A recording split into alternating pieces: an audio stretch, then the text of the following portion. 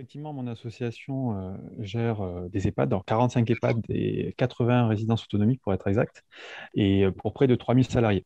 On est sur un peu tout le territoire national. Euh, alors, la gestion de la crise, pour répondre à la première question, elle a été le reflet de la situation nationale. En gros, bon, comme on l'a vu au niveau national, des ordres, contre-ordres, des directives évolutives euh, au fil de la situation sanitaire, au gré des stocks de matériel. Euh, donc, en gros, la direction comme les salariés, tout le monde était un peu perdu en début de crise. Et cela a eu un impact sur la confiance des salariés envers leur direction. Hein. Cette période de flottement a eu un impact.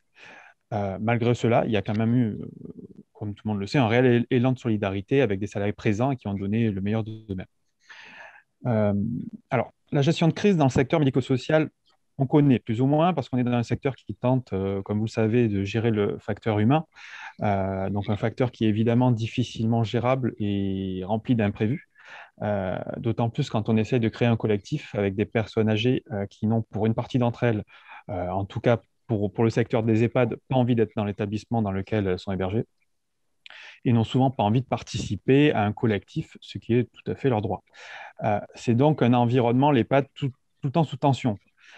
Et au quotidien, la direction et chaque salarié sont contraints de trouver une sorte d'équilibre qui permet de vivre ensemble. Et donc ça, j'y reviendrai tout à l'heure, le vivre ensemble, c'est vraiment le cœur de métier de l'EHPAD et des résidences pour personnes âgées.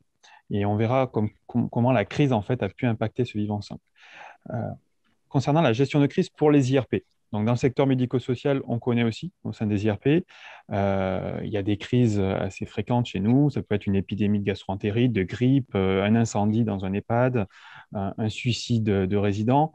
Euh, donc on peut dire que des crises, on en vit assez souvent, mais pas à cette échelle et pas dans tous nos établissements à la fois. Là, on avait 125 établissements qui étaient impactés au même moment et donc 3000 salariés impactés par des crises. Et en tout état de cause, du coup, l'action des IRP a été importante, avec une forte activité des élus sur le terrain. Beaucoup ont fait le choix de ne pas poser leurs heures de délégation pendant des mois pour privilégier leur poste de soignant au vu des difficultés de leurs collègues, au vu des tensions au niveau des effectifs. Mais néanmoins, nous avons joué notre rôle, car nous avons par exemple mis en place avec un petit nombre d'élus une cellule téléphonique de soutien, une sorte de cellule de crise du CSE, qui était disponible le soir, le week-end, sans interruption, car c'était une période où les salariés avaient besoin de pouvoir communiquer avec leurs élus et leurs représentants.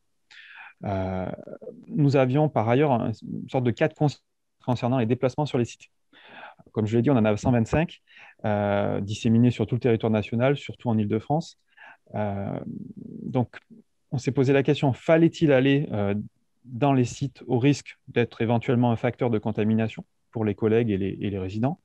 Mais en contrario, pouvons-nous, nous, en tant qu'élus, nous permettre de laisser nos collègues seuls dans cette période aussi difficile?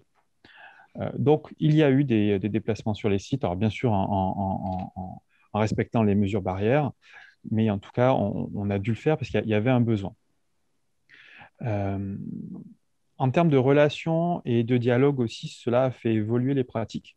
Nous sommes rentrés réciproquement, alors je parle de relation avec la direction, hein, en tant que IRP direction, on est rentrés réciproquement dans une logique partenariale avec des réunions visio hebdomadaires avec la DRH, ce qu'on ne faisait pas auparavant, pendant toute une période, surtout la période de crise notamment, ce qui nous permettait de faire des points sur les actualités sociales, afin de faire des retours sur les difficultés des salariés, sur les problématiques concernant les pratiques professionnelles en temps de crise, le manque de moyens humains, le manque de moyens matériels.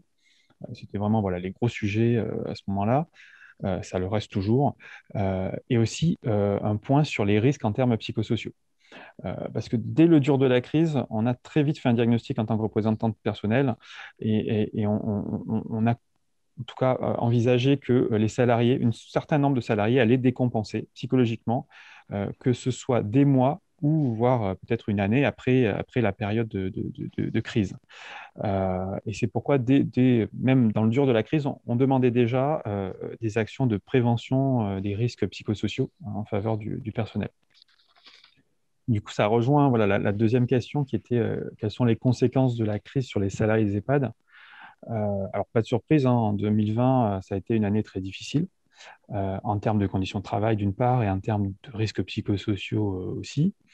Euh, la crise, elle est venue exploser un peu le vivre ensemble qu'on essaye de mettre en œuvre en EHPAD et en résidence pour personnes âgées. Hein, normalement, c'est notre cœur de métier d'essayer de créer du lien entre toutes ces personnes. Euh, et donc, la crise, elle a vraiment elle est venue impacter très durement tout cela. Euh, la transformation de l'EHPAD en un lieu quasiment officiel de privation de liberté a bouleversé aussi les salariés, car les salariés de nos EHPAD sont des personnes dont le cœur de métier est de faire un accompagnement de qualité. Alors, je ne juge pas hein, ce qui a été mis en place, mais c'est juste que ça a eu un impact sur les salariés parce qu'il y avait des plus questions de qualité pendant toute cette période de crise. L'objectif premier, avec des effectifs qui étaient en tension, c'était de s'assurer de l'alimentation et de l'hydratation et ensuite de l'hygiène. Voilà. Et donc, on passe en quelques semaines d'un lieu de vie où l'objet social, c'est l'accompagnement qualité, le vivre ensemble, et que le vivre ensemble est un sujet qui est normalement un sujet fondateur. Donc, on passe en quelques semaines de ce lieu de vie à un lieu qui devient un lieu de soins, strictement, et on se rend compte que la priorité, bah, c'est l'urgence. La priorité et l'urgence, c'est avant tout d'être alimenté et hydraté et protégé du virus. Exit aussi, par exemple, tout ce qui est activité intergénérationnelle, on en parle beaucoup d'ailleurs, ça, il n'y en a plus hein, actuellement. Exit l'ouverture de la résidence sur la cité, sur la vie citoyenne. Je sais pas, par exemple, la visite d'un chien thérapeutique, tout ça, c'est annulé parce que le pelage d'un chien pourrait être éventuellement vecteur entre des résidents du virus. Donc, tout plein d'activités comme ça qui font la vie d'une résidence, bah, elles ont disparu. Et donc, d'une philosophie plutôt d'ouverture de la résidence vers l'extérieur, on est passé à une obligation de fermeture et de prévention du risque à 100%. Et donc, ça aura des conséquences sur les pratiques professionnelles à venir, puisque voilà, toutes ces pratiques qu'on promouvait il y a encore un an, ben maintenant, on les a stoppées et elles sont facteurs de risque. Donc, les salariés, ça les impacte. Hein. On essaie justement de faire en sorte que les salariés soient moteurs sur ces sujets-là. Et là, aujourd'hui, on leur dit, bah non, c'est un facteur de risque. Euh, D'autres sujets, hein, les résidents ont été déménagés souvent d'une chambre à une autre pour être isolés dans des ailes dédiées Covid. Donc, existe aussi le sujet du chez-soi, du lieu de vie. Hein. Ça devenait des chambres où on pouvait déménager du jour au lendemain pour une question de virus. Et aussi pour la question du deuil, hein, plus de possibilité pour les résidents de dire au revoir lors du décès d'un voisin de chambre. Encore fallait-il même qu'ils soient informés, hein, ce qui n'est pas forcément le cas, puisque ce n'est plus la priorité à ce moment-là. Euh, donc, toute cette situation a été un traumatisme et une vraie claque pour les salariés. Alors, bien sûr, pour les résidents en premier lieu, mais pour les salariés, parce qu'ils ont été spectateurs de cette situation, ils ont été acteurs aussi, hein, ils ont dû la mettre en place. Et donc, ça laissera des séquelles psychosociales, ça c'est certain, on les voit déjà. Beaucoup commencent à penser à leur avenir professionnel, est-ce qu'ils ne vont pas se réorienter sur d'autres choses? On voit des directeurs d'établissement qui avaient une forte ancienneté ou des jeunes qui venaient de débuter, qui sont en train de se poser clairement la question et commencent dès à présent à changer de domaine professionnel. Euh, mais dans le même temps, hein, il y a quand même eu des choses positives, bien sûr. Cette période a pu rapprocher les salariés entre eux dans une forme de solidarité et de fierté du travail accompli, avec une période où leurs métiers ont été mis en avant au niveau national. Et cela a pu redonner du sens à ces métiers qui étaient jusqu'alors peu valorisés. Je parle notamment des métiers d'aide-soignant, auxiliaire de vie dans les EHPAD. Euh, Ensuite, concernant la troisième question sur la dématérialisation. Alors, pour mon association, comme je l'ai dit, voilà, on s'occupe de personnes âgées. Le télétravail, la visioconférence, c'est l'entrée dans le 21e siècle pour nous, quoi. Alors, on va dire qu'en un an, ça a été vraiment forcément une révolution technologique pour cette association. Euh, on avait les possibilités de faire, mais on n'avait vraiment pas vraiment fait, quoi. On ne faisait pas.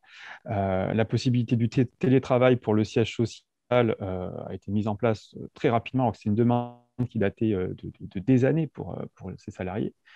Euh, L'équipement des salariés, du coup, pour ce télétravail. La négociation, il y a une négociation en cours actuellement aussi à ce sujet.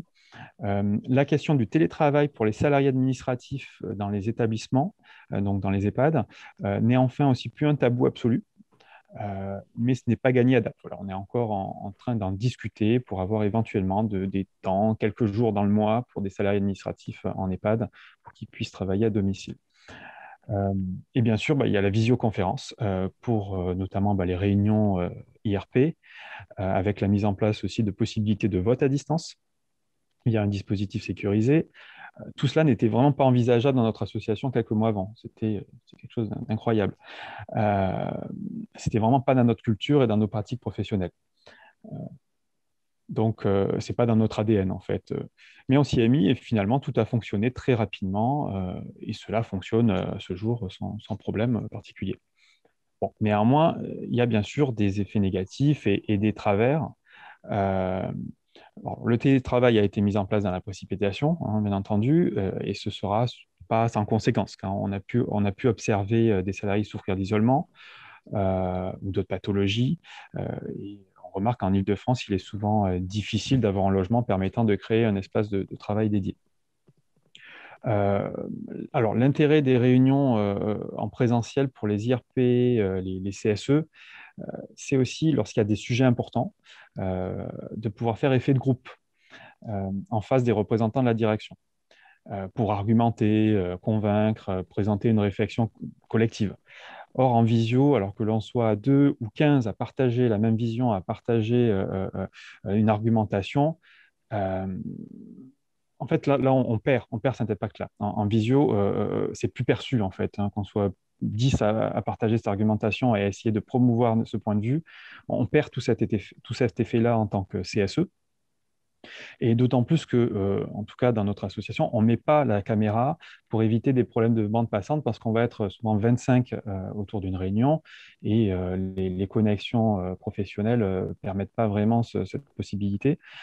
Donc on s'exprime en aveugle alors que la majorité d'un message euh, et du feedback passe aussi par d'autres signaux que la parole. Et donc, on remarque plus d'énervement, d'emportement, d'incompréhension, que ce soit de la part des élus et de la direction. Euh, donc, pour terminer, voilà, pour les CSE, la visio, c'est un outil, mais ça ne peut pas être une fin en soi aujourd'hui.